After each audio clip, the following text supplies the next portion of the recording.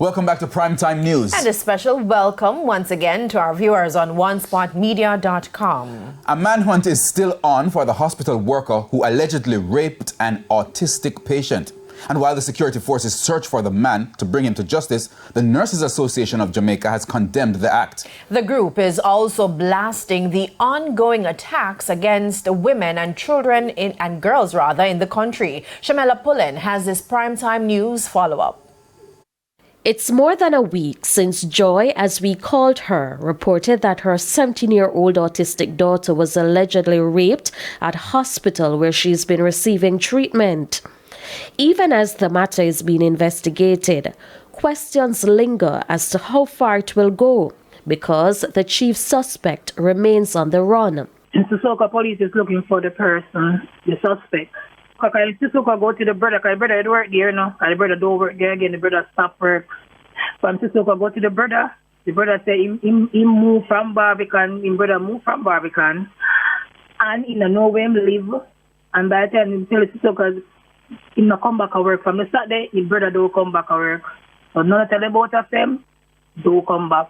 The woman said her daughter, who is also mentally challenged, is now out of hospital.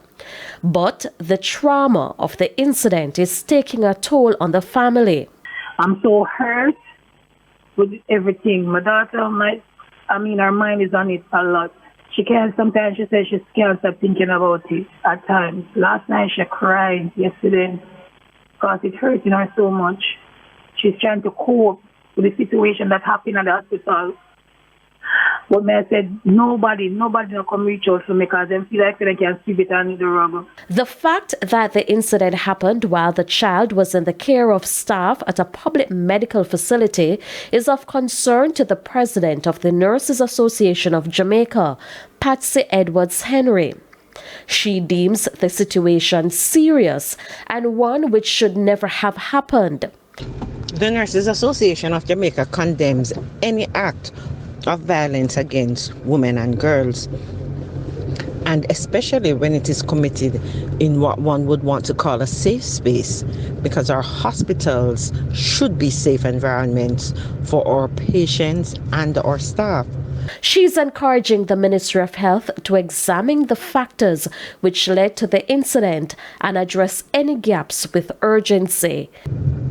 Bellevue is the only mental health facility within the Caribbean, and in my opinion we should be putting more finances and more emphasis in upgrading the facility instead of downsizing, so that our patients with mental illness can be cared for in a manner that is up to the standard of the World Health Organization standards.